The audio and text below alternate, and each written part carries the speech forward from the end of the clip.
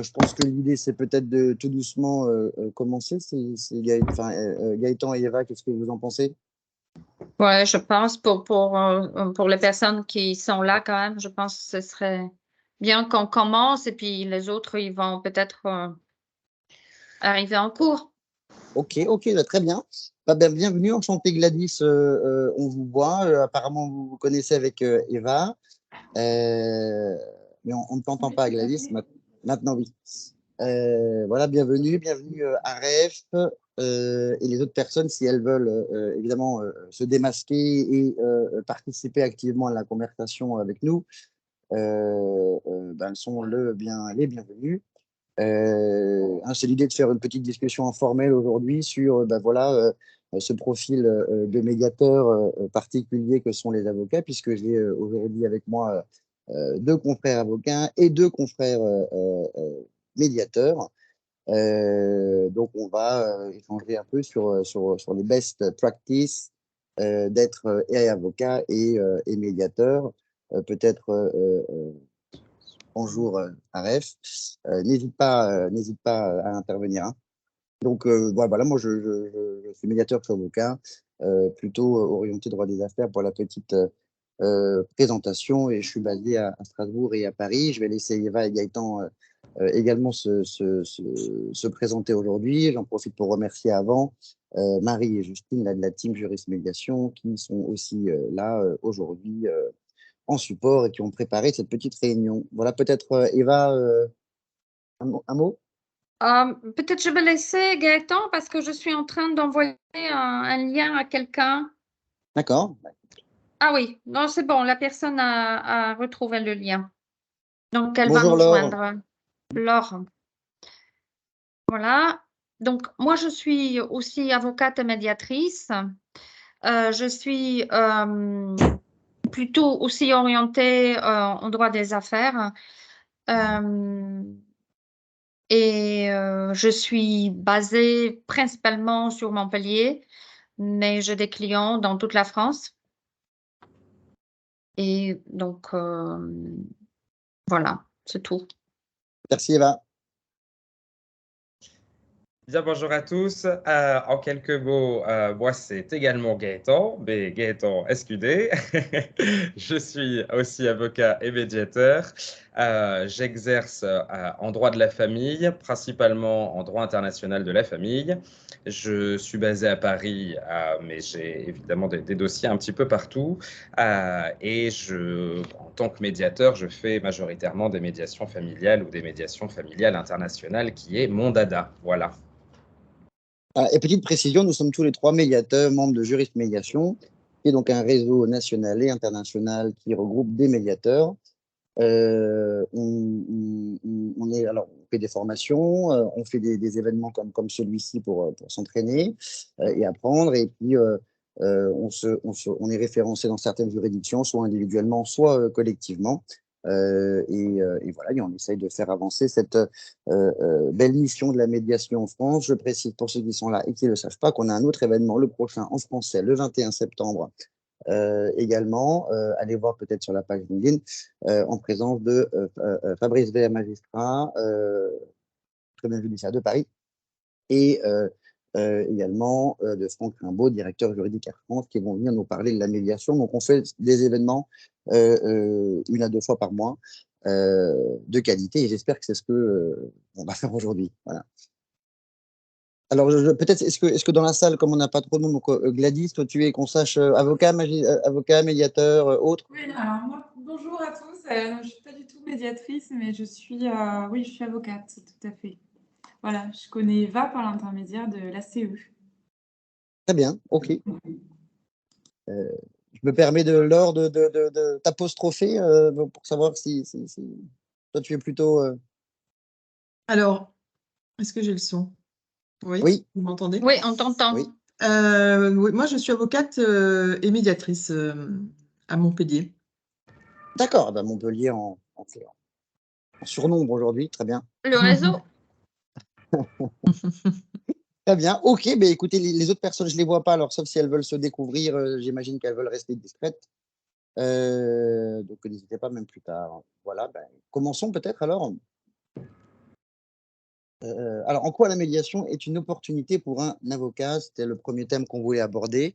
Une première idée, je pense la première avant la rentabilité peut-être, c'est peut-être l'expérience client. C'est petit feedback, mais c'est vrai que quand on sort de médiation, tout le monde est content.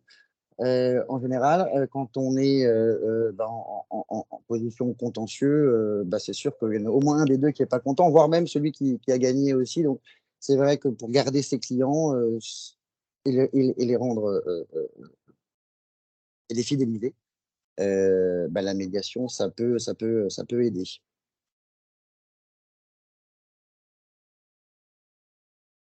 Gaëtan, Eva, non? Peut-être. Ouais. Oui. Bah, moi, peut-être, je vais parler de la préparation du dossier. En fait, aller en médiation ne, ne définit pas, enfin, on va dire, ne décide pas le sort du dossier définitivement. Parce que le résultat de médiation peut être très différent. Les clients peuvent trouver un accord ou un accord partiel ou pas d'accord du tout. Et la médiation, la procédure judiciaire peut se poursuivre. Mais en revanche, on connaît beaucoup mieux le dossier. On connaît souvent, on connaît souvent les souhaits, en fait, et de notre client et de la partie adverse. Et donc, ça peut faciliter grandement la poursuite du dossier en contentieux, notamment, par exemple. Ouais, je vais peut-être rebondir sur ça. Je trouve que la médiation a cette grande vertu de beaucoup mieux comprendre la dynamique du conflit qui se joue entre nos clients. Parce que quand on est avocat, on n'a évidemment qu'un seul discours, celui de notre client, et le discours de l'autre partie, il est nécessairement biaisé par ce que le confrère a cru comprendre de la dynamique du conflit que vivait son client. Et du coup, on comprend notre client et puis l'autre partie, il nous semble que d'après notre confrère, c'est ça qu'il est en train de vivre. Alors que quand on met toutes ces parties dans la même salle avec un médiateur et qui va nous aider, parce qu'on peut évidemment faire une réunion commune entre avocats, mais on va être dans cette réunion, même si c'est une négociation, dans une posture quand même un petit peu différente, alors que la présence du médiateur va permettre de mettre un petit peu les avocats en retrait et pour les avocats de comprendre son client, mais ça normalement il a déjà, mais surtout de comprendre ce que vit la partie adverse. Et je trouve vraiment que dans les dossiers, ça permet ensuite de pouvoir mieux négocier avec son client, en disant, bon ben voilà, dans cette médiation, j'ai cru comprendre que finalement, ce qui était important pour l'autre, c'était ça. Donc, aller travailler avec lui les concessions qui vont être réellement utiles pour l'autre. Alors que ces concessions, quand on ne connaît pas bien la partie adverse, c'est difficile de les faire parce qu'on ne sait pas réellement ce sur quoi il serait important pour l'autre que notre client puisse concéder afin d'arriver à un accord amiable. Donc cette médiation, elle a vraiment la grande vertu de mieux comprendre la dynamique du conflit qui est en train de se jouer et quand bien même elle ne permet pas d'aboutir à un accord total, puisqu'il y a quand même certaines médiations qui n'aboutissent pas à un accord total, au moins les parties ont compris, nous on a mieux compris, et sans doute qu'ensuite dans la démarche, dans la suite de la procédure contentieuse qu'il va avoir, ça nous évitera de développer pendant des pages des points qui finalement ne sont pas réellement en conflit, et peut-être aussi d'avoir une posture un peu moins contentieuse que celle qu'on aurait eue si on n'avait pas eu cette médiation préalable à la saisine du juge. Voilà, c'est ce qu'on appelle comprendre les besoins de chaque partie, en fait. Parce qu'on ne peut pas répondre si on n'a pas compris ce que voulait l'autre, tout simplement. Et peut-être ça permet aussi, je trouve parfois, de dédiaboliser un peu les uns les autres, parce que souvent ils croient se détester plus que c'est le cas. Et lors de cette médiation même, donc on parle d'une médiation qui échoue, c'est pas la majorité. Bah, même là, en fait, ils vont se rendre compte que finalement, bah, peut-être c'est pas ça, peut-être c'est pas aussi grave que ça, et peut-être que dans le contentieux ensuite, bah, les questions seront plus, bah, voilà, il sera moins violent ce contentieux en fait. Il sera moins violent parce qu'il sera plus humain. Euh, voilà. Et donc, dans l'offre qu'on propose à nos clients, pardon, c'était le dernier point, dans l'offre qu'on propose à nos clients, bah, ça nous permet en effet d'être vraiment complémentaires et pas d'être bloqués. Parce que quand on est juste avocat, même si c'est déjà beaucoup, je l'entends, quand on est juste avocat et qu'on n'est pas formé à côté à la médiation, bah, si on se contente de demander au confrère ce que veut notre client, que le confrère nous réponde non et que, bon, bah, du coup, on assigne, on n'a pas une grande palette de services à notre disposition à offrir aux clients. C'est soit j'essaye d'obtenir gain de cause sur ce que vous voulez, soit bah, ça sera le juge qui tranchera. Et c'est à vrai dire assez dommage parce que avec les deux casquettes, on peut réellement offrir à nos clients une offre de services complémentaires et de leur faire comprendre qu'évidemment, il y a le contentieux, mais qu'il y a aussi la médiation qui est possible et qu'on va les accompagner. On n'envoie pas les clients en médiation, on les accompagne dans le processus de médiation. Et du coup, ça permet de faire réellement avancer le dossier. Donc, le client, il a vraiment l'impression qu'on n'est pas, voilà, on peut lui proposer plein de choses à sa disposition. Et pour rebondir sur le premier point, bah, ça permet aussi de facturer parce que tout ce temps qu'on a passé à essayer de trouver un accord amiable et qui est un temps que voit le client, parce que c'est un temps qu'on passe en présentiel avec lui ou par visioconférence ou par téléphone, mais ce temps-là, le client voit notre investissement et donc il y a beaucoup moins de difficultés à le faire facturer que le temps qu'on passe à rédiger nos conclusions, qui est un temps très conséquent, mais que le client ne voit pas. Lui, ce qu'il voit à la fin, c'est juste les pages de conclusion. Et quand il fait le ratio montant des honoraires par le nombre de pages, il trouve ça très cher. Mais parce qu'il ne voit pas précisément tout le temps que nous, on a passé derrière. Là, au Surtout moins... pour du copier-coller. Ça, c'est ce qu'ils disent. Hein, c'est du copier-coller. Donc, on connaît. Donc, je t'ai interrompu, Gaëtan, sur ce sujet de la rentabilité, parce que c'est vrai qu'il est important. Parce que souvent, on entend dire les avocats, oui, mais on entend la crainte de dire, oui, mais c'est du business en moins. Et en fait, je pense qu'il faut le retourner, ce sujet-là, de dire, oh non, mais c'est du business en plus. C'est une arme en plus qu'on a. C'est une façon, et c'est la seule façon qu'on a de pouvoir vraiment toucher la personne qui est derrière, le confrère, pour savoir vraiment ce qu'il veut, de connaître vraiment ses besoins, ses forces, ses faiblesses. Donc, c'est une arme en fait redoutable. C'est la seule possibilité que tu as de faire organiser une réunion où tu vas pouvoir vraiment transpercer bah, les positions des uns des autres. Et donc là, ça se valorise. Moi, dans ma pratique, je vends l'accompagnement en médiation aussi au même tarif que je vends un contentieux. C'est pas moins bien rémunéré. Je crois que c'est ça qu'il faut dire.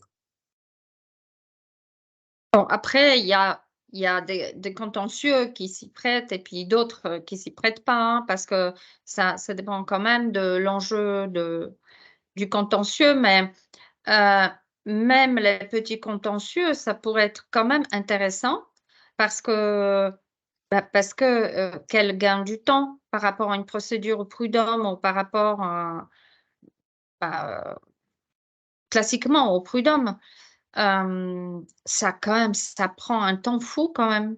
Et donc, si on dit aux clients, essayons de discuter pour gagner du temps, peut-être avoir un petit peu moins, recevoir un petit peu moins, mais tout de suite. Donc le client, il peut être intéressé par ça, mais pour l'avocat aussi, mais quel gain de temps, ne pas faire, je ne sais pas combien d'audiences, de mise en état, de conclusion, de répliques, d'audience, etc. Et Ouais. chaque fois, le retour au client, etc. Donc, ça, c'est même si peut-être pour la médiation, on n'aurait pas le même honoraire que pour la procédure entière, et encore, c'est pas certain. C'est peut-être intéressant aussi d'argumenter au client que ben, voilà, la médiation, c'est rapide, c'est concentré sur le temps, sur quelques semaines juste, mais après, c'est terminé. Et ça, c'est quand même quelque chose pour un avocat, réussir à sortir un dossier en quelques semaines, voire en quelques mois, plutôt que de le garder des années dans les tiroirs et à chaque fois de se remettre dedans, ce qui entraîne aussi des temps non facturés, parce que je ne sais pas vous, mais moi, je ne facture jamais tous mes temps au contentieux. Il y a nécessairement des temps que j'enlève lorsque je perds 2 heures à attendre au tribunal que bon, bah non, je ne vais pas facturer 2 heures d'attente à mon taux horaire au client. Ça n'arrive pas en médiation. En médiation, je facture tout au même taux parce que je pense que ma plus-value est à vrai dire encore plus grande lorsque je suis médiateur ou avocat accompagnateur en médiation que lorsque je suis en contentieux.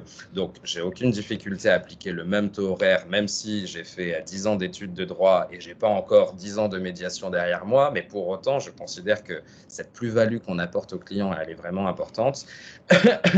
Et puis, donc, à court terme, ça permet quand même de réellement facturer le temps qu'on passe et à long terme, ça permet aussi quand même à ce client qui a trouvé un accord après quelques milliers d'euros d'honoraires, certainement, de nous recommander beaucoup plus facilement à d'autres personnes. Et pour le coup, j'ai beaucoup plus de recommandations clients dans des dossiers où j'ai trouvé un accord que de recommandations clients dans des dossiers contentieux où j'ai beau avoir gagné, si j'ai mis 4 ou 5 ans à obtenir une décision avec l'appel et tous les délais qu'on connaît et que le client en est à 20 ou 30 000 euros d'honoraires, je ne suis pas convaincu qu'il me conseille à son meilleur ami. Donc, c'est à court terme et également à long terme sur le business model du cabinet que vous avez envie de développer.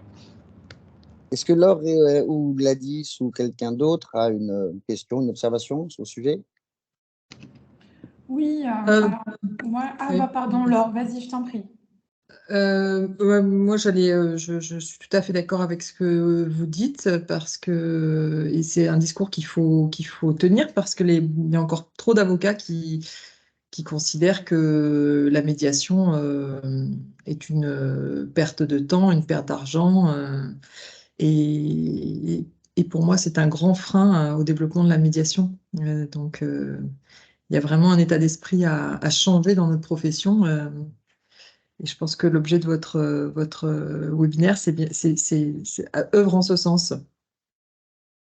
Donc, il faut expliquer qu'effectivement, moi, je suis convaincue qu'un dossier qui sort en 3 ou 6 mois, alors certes, on n'a pas 6 ans de procédure et donc 15 jeux de conclusion à faire pendant ces 6 années, mais au final, ça peut se facturer de manière peut-être équivalente et de toutes les façons, le client est plus content et c'est forcément bénéfique pour tout le monde. Bon, et puis après, il y a aussi, alors vous ne l'avez pas mis dans les arguments, mais ça c'est peut-être plus personnel. Moi, j'ai aussi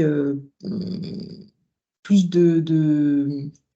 enfin, je trouve qu'il y a beaucoup de décisions de justice qui sont inadaptés et qui ne mettent de toutes les façons pas un terme au conflit. Donc personnellement, et puis le conflit quand même est usant. Alors en médiation, on est toujours sur le conflit, mais c'est une approche différente. Alors c'est peut-être votre dernier point, c'est le fait d'avoir une approche différente. Moi, je sais que personnellement, ça me convient mieux pour même intellectuellement et puis avec ma sensibilité, je trouve ça plus valorisant, plus épanouissant pour l'avocat. Merci, Laure. Juste Laure pour rebondir, et je suis ravi de te revoir, je me souviens de notre déjeuner à Montpellier. Juste pour rebondir là-dessus, en effet, le juge, de toute manière, il ne tranche que le litige, il ne va pas trancher l'intégralité du conflit. Voilà. Dans la médiation, on peut appréhender le conflit dans son ensemble et avoir un accord complètement sur mesure avec des détails que jamais le juge n'aurait à élaborer, que parfois, souvent, ne relèvent même pas de l'office du juge qui est tenu par nos prétentions juridiques. Et là, on ne peut pas le formuler sous forme de prétention, ça ne rentre pas dans son office ou dans sa compétence.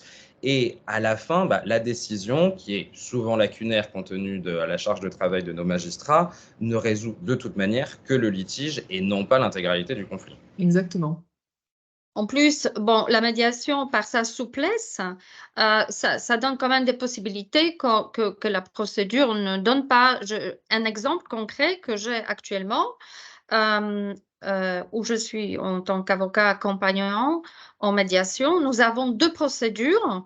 Une qui a, enfin, parce que dans le conflit, on va dire, il y a 4 parties et il y a une qui a été, initiée plus tôt, qui est devant la cour d'appel, entre 2 parties et entre 3 autres parties, il y a une autre procédure devant le tribunal de commerce. Donc en médiation, on va essayer de résoudre, tout ça globalement. Bah, ce qui pour le client, évidemment, est un gain enfin énorme en frais d'honoraires si on arrive. Mm. Ce qui est impossible en procédure, évidemment. Voilà. Gladys? Oui, alors j'ai une petite question. Selon vous, à partir de quel enjeu le litige pourrait partir en médiation? Je m'explique. Moi, je fais beaucoup de prud'hommes et je fais aussi beaucoup de contentieux de la sécurité sociale. Et on sait très bien que les juridictions de sécurité sociale sont complètement engorgées, pas forcément amenées à discuter. Mais en revanche, en sécurité sociale, j'ai aussi du contentieux de la faute inexcusable de l'employeur. C'est un contentieux qui peut avoir des conséquences dramatiques pour une entreprise parce que voilà, elle a une incidence financière qui peut être énorme. Voilà. Donc là, pour le coup, on ne maîtrise pas forcément les enjeux financiers à la base parce qu'on ne sait pas exactement combien de temps on va être amené à payer parce que ensuite se résolvent dans un second temps tous les préjudices corporels du salarié. Donc voilà, ça c'est des contentieux qui pourraient être intéressants de faire passer en médiation, effectivement. Mais sur le volet prud'homal, alors je vous parle des deux parce que le volet prud'homal parfois a une incidence et amène ensuite du coup un contentieux en faute inexcusable. Donc ce genre de contentieux, je comprends qu'effectivement quand il y a ce type de risque, ça peut être intéressant de les faire passer en médiation pour éluder un éventuel contentieux futur de la faute inexcusable. Mais pour tous les contentieux prud'hommes qui n'ont pas forcément d'enjeu au plan sécu, nous, je parle dans Montpellier et dans sa région, on n'a pas des enjeux de litige à plus de 500 000 euros. C'est très, très rare, vous voyez. Et je veux dire, le quotidien des prud'hommes, c'est quand même des dossiers avec un enjeu du litige de l'ordre de 50 000 euros. Enfin, vous m'arrêtez, mes confrères montpelliérains, si je dis des bêtises, mais quand même à Montpellier, pour avoir été sur de nombreuses audiences, je vois bien que les demandes, ça ne vole pas très haut. Hein. On a un bassin d'emploi qui est quand même très ouvrier. Voilà. Donc, à ce moment-là, c'est vrai que quand il y a un enjeu de cette taille, étant donné que les frais que représente la médiation, bon, moi, mes clients, je ne parle pas de ceux qui sont à l'aide juridictionnelle, mais ceux qui ne le sont pas, ils n'ont pas une capacité, vous voyez, financière énorme pour financer leur procédure. Donc, selon vous, à partir de quel instant, quel enjeu de litige pour ces petits litiges, ça devient intéressant, la médiation? Voilà, c'est ma question. Gaëtan, il va? Vas-y, Gaëtan. Ben non, ben alors sur l'enjeu, donc c'est sûr qu'il y a une résistance à l'entrée. Moi, je le vois sur les petites médiations et sur les justiciables qui ont des budgets limités. C'est vrai que c'est souvent bloquant, de façon assez surprenante d'ailleurs, parce que finalement, ils prennent quand même un avocat et c'est le même prix. C'est-à-dire que ils pourraient venir en médiation sans avocat aussi, c'est possible. Ça coûterait pareil. Bon. Là, il y a un sujet là-dessus de voilà, démocratisation de cette médiation pour les petits litiges. Si les médiateurs étaient accessibles directement et facilement, j'imagine que sur même des petits litiges, voilà, comme je viens de dire, tant qu'à dépenser chez un avocat, autant voilà, investir chez un avocat, autant investir chez un médiateur.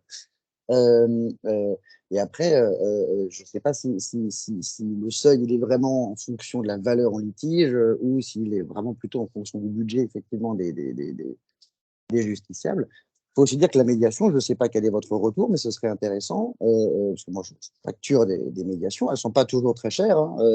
Je ne sais pas ce que vous avez en tête, mais nous on a des médiations qui finissent à 1 000 euros parce qu'on a passé 3 heures et avec 1 000 euros, on fait des miracles finalement, parce que la réunion, elle a pris que 3 heures et ça fait 1 000 euros. Donc c'est C'est aussi un budget qui peut être contenu d'ailleurs, puisque tu peux aussi convenir avec ton médiateur au départ d'un forfait. Il y a toutes ces petites techniques-là pour quand même compresser le budget. Alors, après, cela étant dit, moi je trouve que c'est pas le but de la médiation de compresser les honoraires du médiateur, ça prend quand même du temps. Et plus on est en désaccord au départ, plus ça va prendre du temps à les rapprocher. Donc on ne peut pas non plus trop compresser. Il y a le cheminement psychologique de chacun. Les avocats doivent commencer à se faire une raison. Enfin voilà, c'est sûr que ça peut chiffrer. Voilà un peu ce que je peux dire au sujet. Et moi, sur ça, je me permettrais juste de rajouter une précision, parce que je suis un peu mal à l'aise avec le fait de me dire, à partir d'un certain seuil un certain seuil financier, la médiation c'est moins intéressante. Je le vois plutôt à l'inverse, à vrai dire, parce que je crois que le client, quand il vient nous voir, il n'a pas conscience de ce que représente la procédure dans son ensemble. Il voit juste, on saisit le juge, on a une décision, c'est fini. Il ne voit pas toutes les difficultés de on peut faire appel, on peut éviter l'application de la décision, faire des recours, faire des incidents, ainsi de suite. Tout ça, il ne le voit pas. Ça, c'est à nous à lui expliquer jusqu'où peut aller la procédure. Et moi, je le transforme plutôt du sens inverse. C'est est-ce que vous avez les moyens de vous offrir un long contentieux ?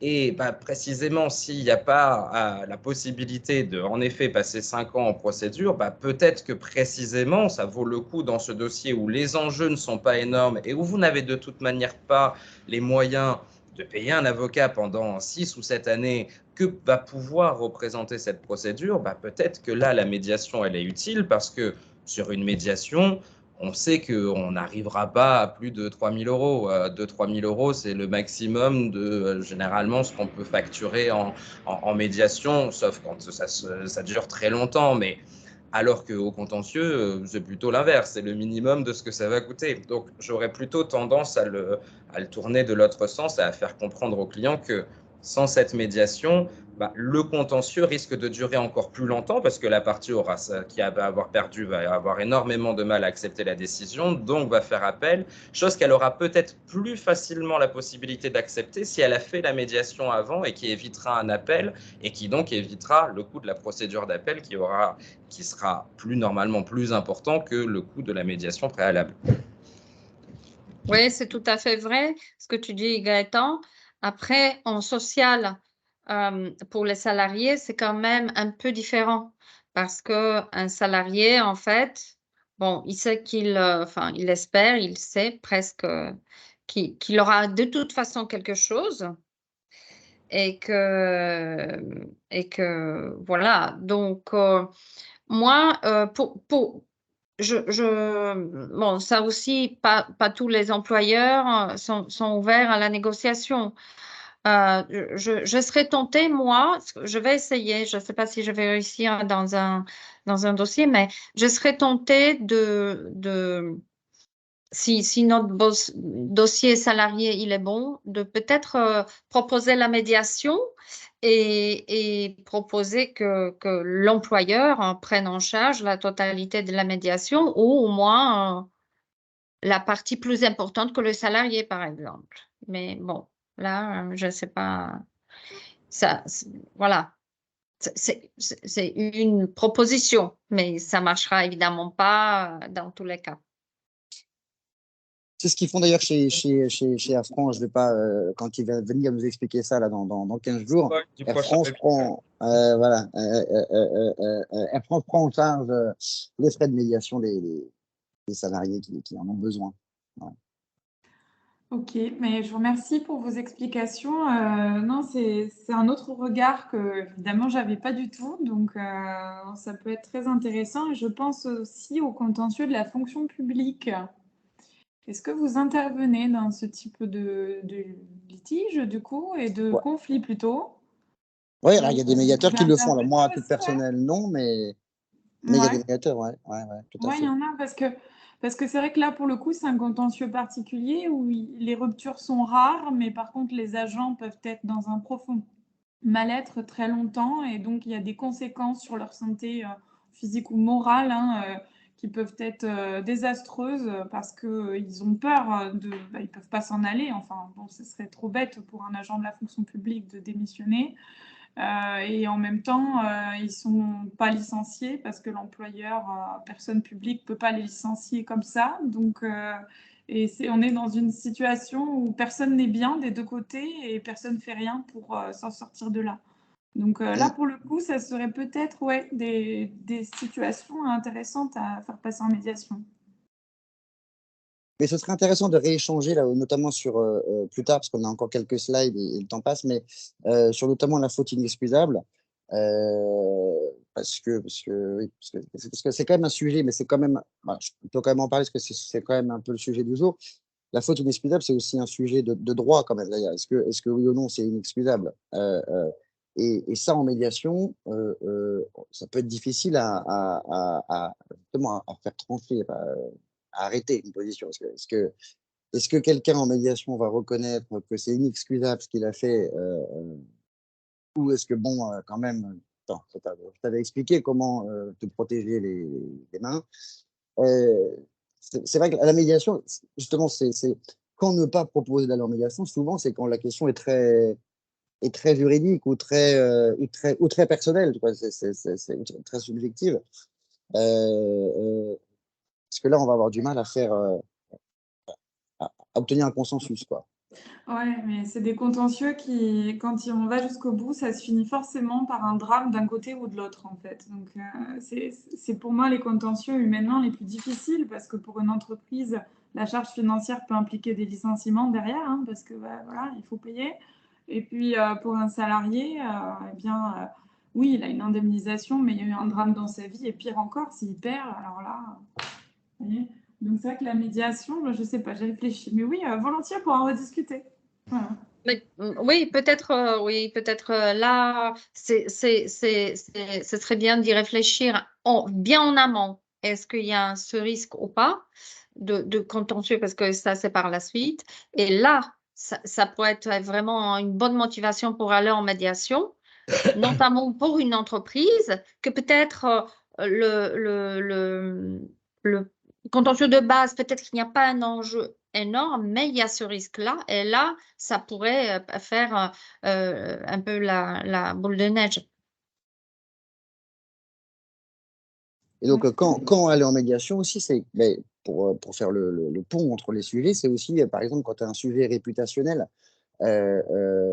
Aussi. Bon, par exemple, la faute inexcusable, c'est vrai que c'est quand même mieux si bon, l'employeur a un minimage à maintenir aussi.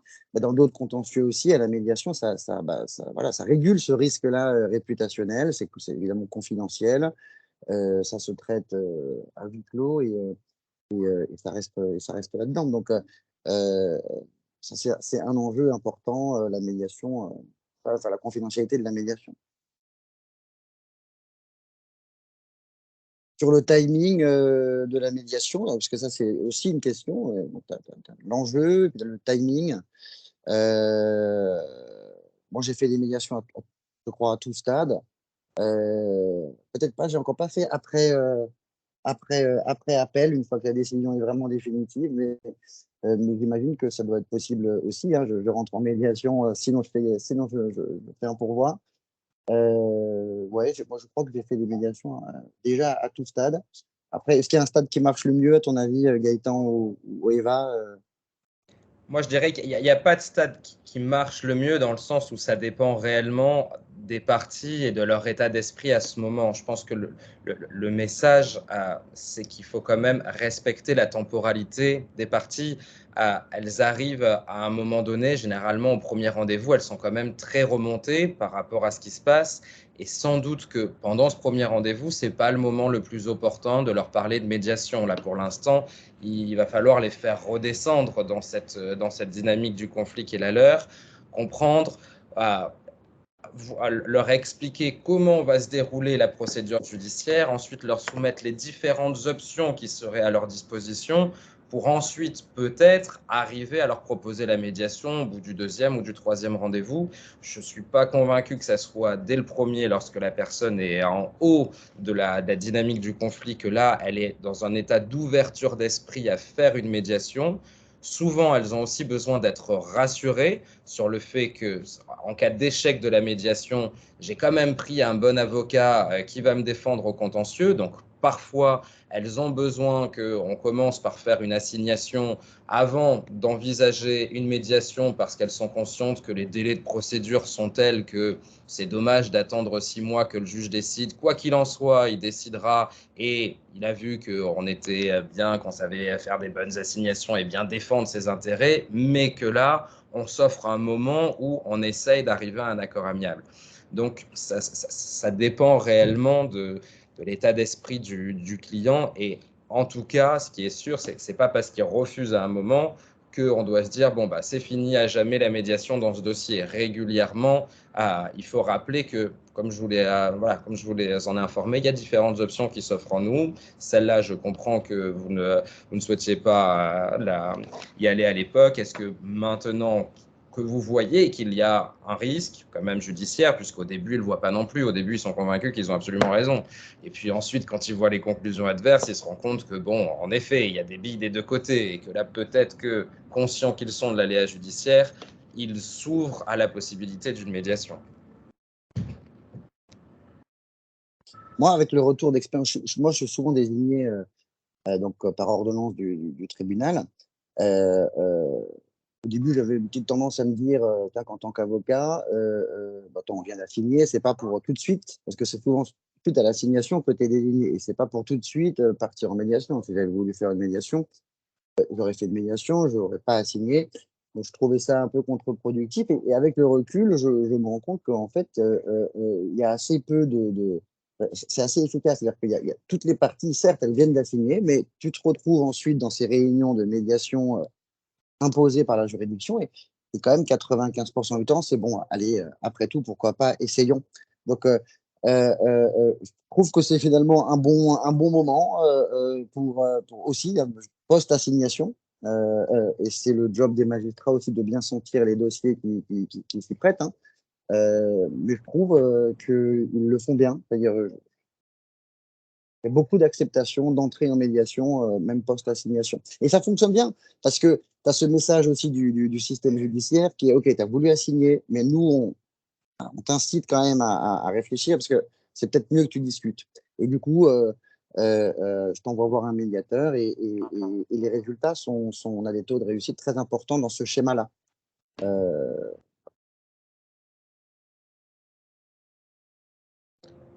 Et du coup, ça devient juridiquement intéressant lorsque vous avez une procédure judiciaire en parallèle d'une médiation, parce qu'ensuite, il va avoir une réflexion intellectuelle à avoir sur comment est-ce qu'on arrive à combiner les deux et comment est-ce qu'on s'en sort. Est-ce qu'on se désiste de la procédure judiciaire par un accord de médiation? Est-ce qu'on continue la procédure judiciaire avec des conclusions concordantes ou quasiment concordantes? Est-ce qu'on profite de la date qu'on a eue pour demander l'homologation de notre accord au juge au lieu qu'il tranche les points en conflit? Donc là, ça redevient juridiquement intéressant de voir comment est-ce qu'on arrive à combiner les deux.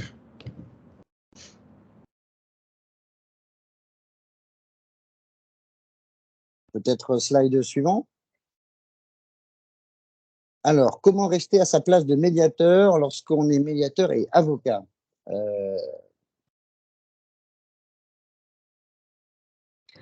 Moi, je veux bien commencer. Je dirais, pour commencer, comment trouver sa place? Comment trouver sa place dans la médiation quand on est avocat? Peut-être, on aurait dû commencer par ça. Qui est médiateur et à quoi ça sert la médiation? Parce que, un médiateur, donc a une posture, très différente du rôle de l'avocat, même si le médiateur est l'avocat. Enfin, il a une posture totalement différente parce que le médiateur ne donne pas son avis sur le litige. jamais ne donne son avis sur le litige. Il est neutre, il est impartial, il est pour l'une partie comme l'autre. Donc, c'est un exercice de ce point de vue-là, cet aspect-là, en tout cas pour moi, c'est quelque chose qui au début était très difficile parce que le rôle de l'avocat, au contraire, est de donner des conseils et de conseiller le client. Mais quelque part, la médiation devient une relation tripartite parce qu'il y a le médiateur qui a son rôle, il y a les parties qui ont un rôle central, à la différence du contentieux où c'est l'avocat qui a le rôle central parce que c'est lui qui représente, c'est lui qui parle au nom du client.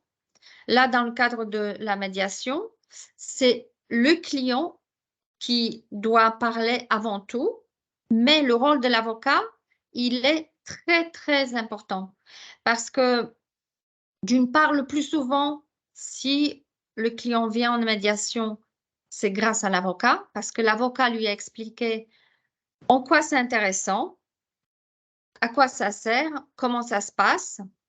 Donc, le plus souvent, il vient parce que l'avocat lui a conseillé de venir en médiation. Et ensuite, l'avocat conserve tout son rôle de conseil. Donc, c'est-à-dire, il ne va pas s'exprimer à la place de l'avocat, du client. Ça, il faut quand même éviter parce que les avocats, très naturellement, ont tendance à parler comme s'ils étaient au tribunal. Ils développent les arguments juridiques et donc ils sont assez quand même dans l'esprit d'attaque. Or, la médiation, elle est mise en place pour que les parties puissent s'exprimer. En revanche, l'avocat, premièrement, il écoute et quand même, il analyse est-ce que la solution qui est en train de se préparer, elle est vraiment intéressante pour le client ou pas. S'il trouve que ce n'est pas le cas, il peut faire une aparté et dire, bon, est-ce que vous êtes bien conscient que ça, c'est ça les conséquences? Ça, c'est la première chose. Il y a des domaines où l'avocat est absolument indispensable, des domaines très réglementés comme le droit de la famille. On ne peut pas quand même inventer des solutions qui sont contraires à l'ordre public. En droit public, pareil, à mon avis, on ne peut pas faire de médiation sans avocat. Donc, l'avocat, il conserve tout son rôle, toute sa place dans une médiation. Mais c'est vrai que le rôle d'avocat accompagnateur en médiation, il est compliqué à appréhender. En gros, on a l'impression de ne pas servir à grand-chose. Et pour autant, si on a conscience que notre rôle, il est identique, on est toujours là pour conseiller le client, défendre ses intérêts, mais que notre posture, elle est différente, on n'est pas là pour plaider, on est là pour avoir une démarche constructive, ben, du coup, cette présence, elle devient vraiment nécessaire à l'obtention d'un accord amiable parce que l'avocat, il va être là pour aussi reformuler les propos de son client. Bon, mon client a exprimé ça, je crois que ce qu'il voulait dire, ce qui est réellement important pour lui, c'est deux. Donc, si votre client n'arrive pas à s'exprimer naturellement en communication non violente, bah, c'est votre rôle en tant qu'avocat de reformuler de manière non violente ce qu'il a pu dire et ensuite vous serez soutenu par le médiateur et ensuite par votre confrère. Donc, ça permet réellement d'avoir un échange beaucoup plus constructif. Et ce qui est sûr, c'est que même si je suis conscient que certains médiateurs n'acceptent pas la présence des avocats, et ça c'est vraiment dommageable, ou que certains avocats considèrent que n'ont pas à être présents en médiation, et je pense que c'est aussi dommageable parce que du coup, c'est difficile d'aller dire à un client, ah, il s'est passé ça, bon, bah, si vous êtes d'accord, signez, merci, au revoir. Bon, bah, vous n'avez pas réellement été dans le dossier. Donc, la présence de l'avocat, je pense qu'elle est importante. J'entends qu'il y a la question des honoraires derrière aussi. Mais faire comprendre peut-être au client que de toute manière, il va devoir vous raconter ce qui s'est passé en médiation, que vous n'aurez qu'une vision du coup biaisée de ce qui s'est passé, que de toute manière, vous avez passé du temps avec lui. Donc, autant que vous soyez présent pour réellement pouvoir avancer dans cet accord. Mais donc, ce rôle, il n'est pas facile. Et pareil, lorsque vous êtes médiateur et par ailleurs avocat, mais que vous agissez en tant que médiateur, là, c'est plus facile, il suffit de mettre votre cerveau sur off et il n'y a plus aucune réflexion juridique qui doit s'imposer à vous. Vous ne faites que de la médiation, avec quand même la petite particularité, quand il n'y a aucun des deux parties qui est représenté par un avocat et que vous voyez que là, l'accord qui est en train de se dessiner pour être très difficilement juridiquement reconnu, il faut réellement leur conseiller d'aller prendre un conseil juridique auprès d'un avocat parce que là, vous pressentez qu'il y aurait une difficulté, sans expliquer pourquoi il y aurait une difficulté juridique, mais les informer que là, il y a une question juridique qui se pose et qu'ils doivent aller consulter un avocat pour être conseillés, que c'est indispensable à l'efficacité de l'accord qu'ils essayent de trouver. Difficile de ne pas parler de droit quand tu es médiateur et avocat, parce que les confrères, ils attendent ça de toi. C'est-à-dire, ah, mais toi, tu es avocat, donc vous, médiateur, vous allez comprendre. Donc, la question juridique, vous avez vu, c'est bien ça. Est-ce que vous êtes d'accord avec moi? Donc, on est très souvent appelé à donner des conseils, en tout cas à se positionner juridiquement. Et c'est très difficile quand pendant 2 heures, quelqu'un te dit, vous êtes d'accord, vous voyez, le bail, il n'aurait pas dû écrire ça, faut que le bail, vous êtes d'accord. Et donc, c'est difficile d'esquiver en fait le sujet juridique parce que, évidemment, alors pourquoi on ne donne pas son avis juridique? C'est parce que, évidemment, on va cliver à ce moment-là. Et si tu clives en tant que médiateur, évidemment, tu perds ton audience. Ce n'est pas notre fonction de cliver. On est là pour rassembler, on est là pour maintenir la discussion entre les parties. C'est ça notre fonction. Et je dis ça, mais je vois plus en plus de médiateurs qui, pas qu'en France d'ailleurs, qui donnent leur avis juridique. Je connais des médiateurs qui sont signés dans les conventions de médiation au départ, en disant à tout le monde, écoutez, si vous voulez qu'à la fin de la médiation, je donne un avis juridique ou des recommandations juridiques, merci de signer là, je vous en donnerai à la fin. Et j'ai lu un article encore il n'y a pas très longtemps, qui a cette pratique-là. Donc, il demande l'accord en amont pour ensuite fournir des recommandations juridiques. Et bien sûr, il explique qu'elles sont peu indicatives. Donc, c'est vraiment voilà, il n'y a pas de loi là-dessus. Hein. On peut rester neutre et impartial apparemment en donnant un avis juridique, en expliquant qu'il n'est qu'un avis, ce n'est pas un conseil, c'est un avis. Donc, petite frontière à avoir en tête. Mais Gaëtan, tu n'es pas d'accord? Moi, je ne le fais pas, mais je trouvais ça.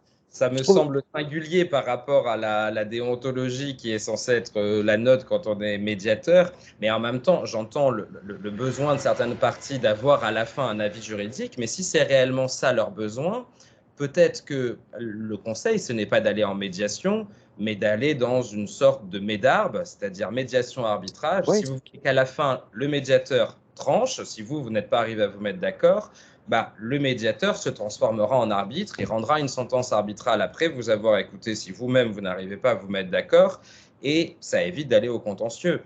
Là, je trouve que sur un médarbe où ils se mettent d'accord sur le fait que le médiateur, à défaut d'accord, sera arbitre, oui, mais alors, voilà, il me semble que le médiateur n'est pas censé aller jusque-là, sauf quand on prévoit la possibilité qu'il tranche à la fin.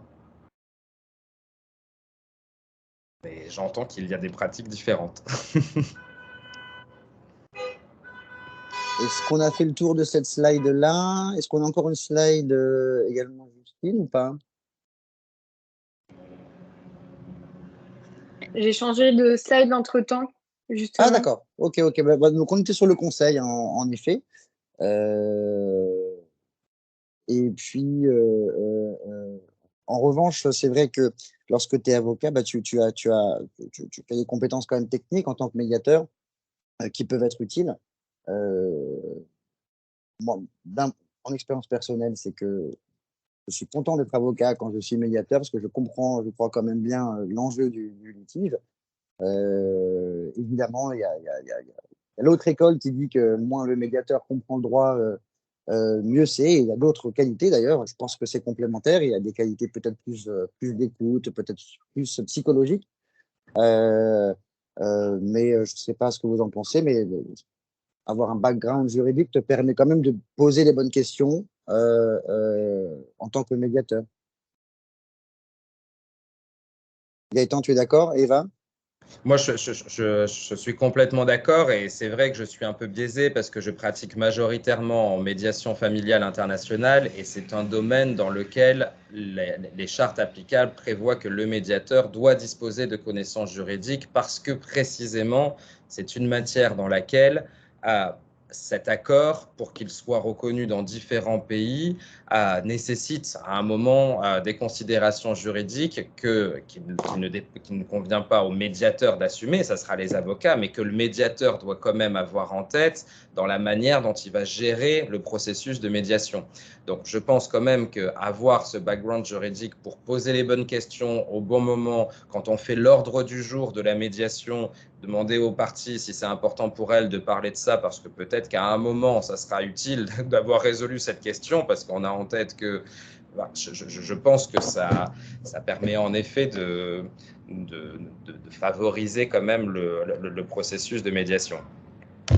Quand tu dis que ce sera aux avocats de subir, je veux quand même, je ne sais pas si vous avez vu, il y a de plus en plus de cas de responsabilité du médiateur aussi, qui lui t'aurait emmené dans un accord en fait impraticable, où qu'effectivement tu ne peux pas faire exéquaturer dans d'autres pays, par exemple, ou tout simplement même au niveau national. Il y a un contentieux de la responsabilité du médiateur qui est naissant et qui existe déjà. Ouais, non, enfin, pour moi, c'est clair que ça vraiment, ça dépend du contentieux.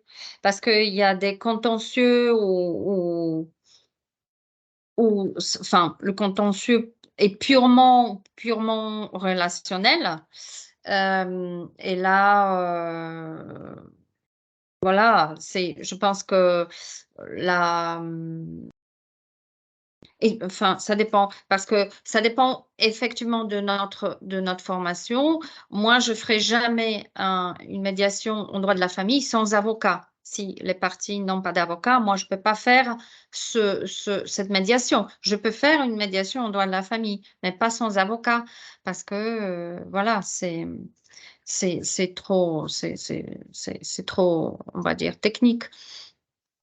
Pareil dans d'autres domaines, Par contre, il y a peut-être d'autres médiations où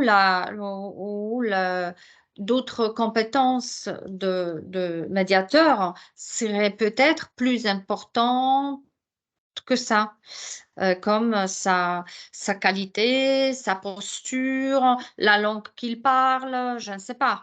Plusieurs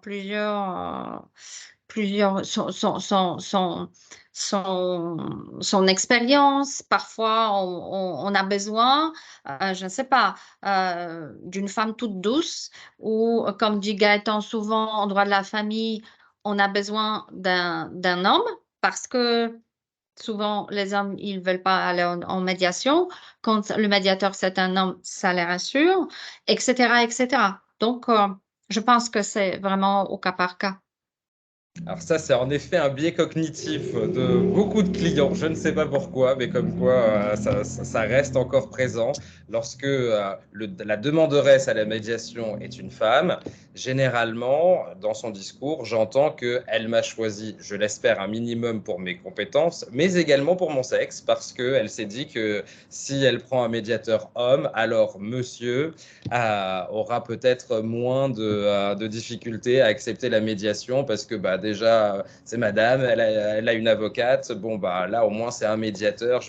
Donc, évidemment que je reste neutre et impartial, mais j'entends bien ça dans le discours aussi. Non, mais il y a des études sur les billets en médiation, les billets du médiateur, et c'est un sujet comment dire, scientifique. Quel médiateur tu prends pour quel cas, ça a un impact. D'ailleurs, c'est pour ça qu'on a des centres de médiation qui sont censés bien connaître leurs médiateurs. pour bien te conseiller le bon dans le cas qui te va, parce que c'est pas si facile que ça de trouver le bon médiateur. Il n'y a pas que le CV, effectivement, il y a, il y a, il y a le niveau social, l'origine sociale, il y a parfois la couleur, parfois le sexe, les compétences psychologiques. Tout ça, c'est ce qui fait que c'est difficile de trouver aujourd'hui le bon médiateur pour ton cas, c'est qu'il y a beaucoup de variables quand même, je trouve.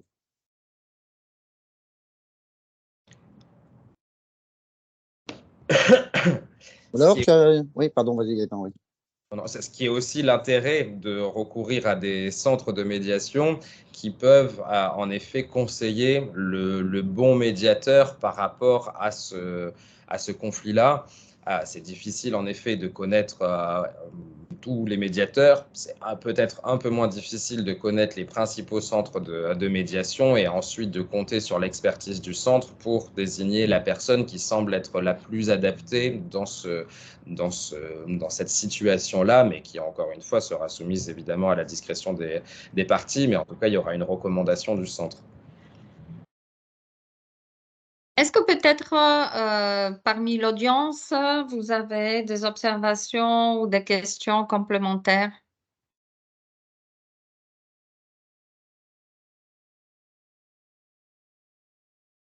Non, apparemment non. Par exemple, est-ce que vous avez eu l'occasion de choisir un médiateur et comment avez-vous fait pour choisir un médiateur?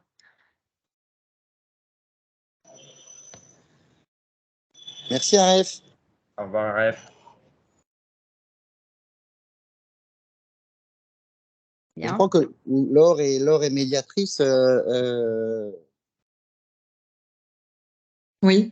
Est-ce que tu fais partie d'un centre, justement, ou tu es Oui, indépendante? on a créé un réseau qui s'appelle Médiaction, avec des avocats qui sont devenus médiateurs à l'occasion de notre formation. En sortant de notre formation, on a eu envie de prolonger l'expérience passionnante et agréable qu'on avait vécue pendant 2 ans en faisant notre diplôme. Et donc, on a créé un réseau qui a comme particularité par rapport à un centre de médiation de ne pas obliger les membres à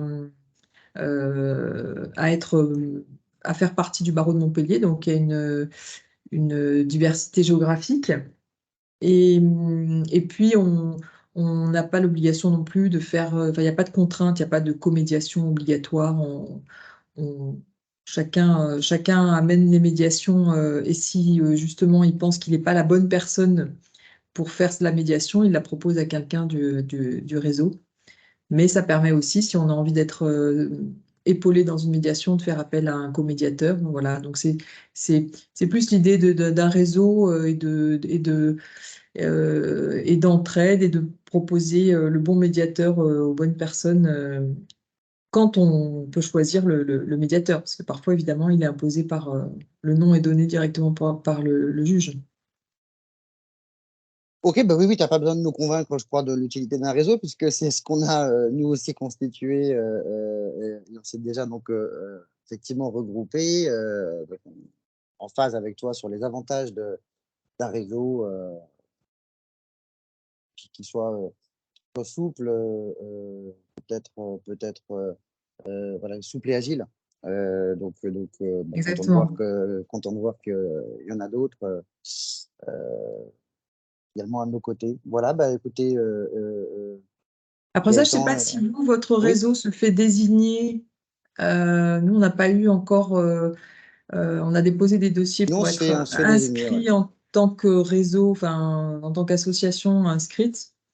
Mais je ne sais pas quelle est la tendance des magistrats à plutôt désigner nommément un médiateur ou médiatrice ou désigner le réseau. Est-ce que du coup, vous êtes désigné, puis c'est vous qui choisissez entre vous qui sera le médiateur? C'est variable, hein, c'est variable, mais les magistrats que je connais,